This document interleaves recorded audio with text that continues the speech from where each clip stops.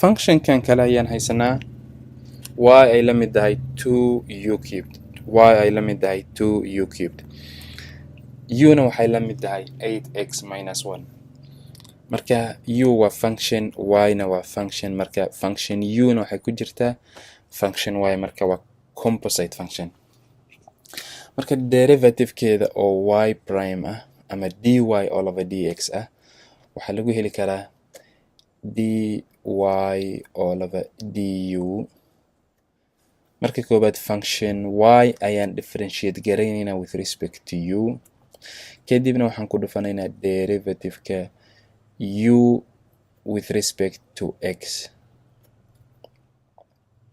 marka samaartin marka koobaad function y ayaan differentiate garaynaynaa with respect to u kadibna waxaan ku dhufanaynaa function derivative-ka function u with respect to x sidaas ayaan ku heli karnaa y prime-ka ama dy all over dx-ga dy all over dx because independent variable-keenu waxa weeyaan waa iska x marka okay marka midatan hadda formula-tan aan isticmaalaynaa marka d all over du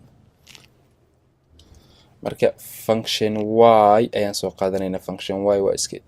2u cubed function y waa iska 2u cubed kadibna waxaan samaynaynaa waxaan ku dhufanaynaa derivative-ka d all over dx function u-na waxaa weeyaan 8x minus 1 8x minus 1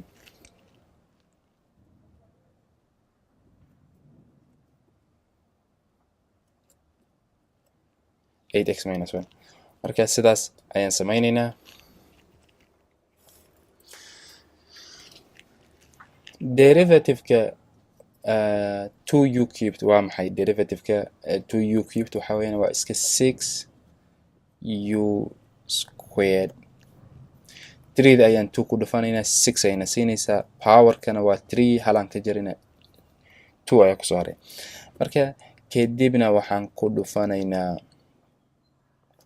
derivative-ka midkan waa meeqa derivative-ka 8x minus 1 waa iska 8 waa iska 8 because 8x derivative-keeda waa 8 derivative-ka 1 waa iska 0 waa constant kadib marka waxaan samaynaynaa u waxay matalaysaa ayaan substitute garaynaynaa u waxay matalaysaa 8x minus 1 soo ma 8x minus 1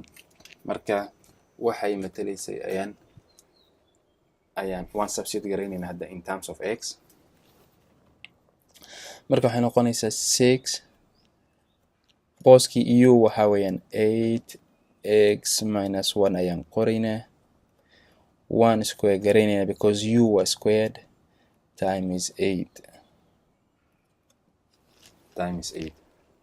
marka 8 iyo 6 aan isku dhufanayna 8 iyo 6 tan aan isku dhufanayna marka waxaa noo soo baxay 48 8x minus 1 kadibna waa squared derivative-keenu waa midkaas waa 48 in bracket 8x minus 1 squared marka ha ilmaamin inaad x u aad hadhowdii aad substitute garaysid because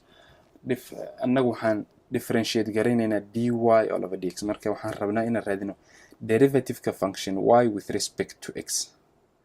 laakiin maadaama y iyo x ay u dhaxeeyo function u baa u dhaxeeya function u waa intermediary function ama intermediary variable weeyaan marka waa inaan isticmaalna formulada tan laakiin finally waa inaan substitute garaysaa u-da in terms of x sifa aad u heshid dy all over dx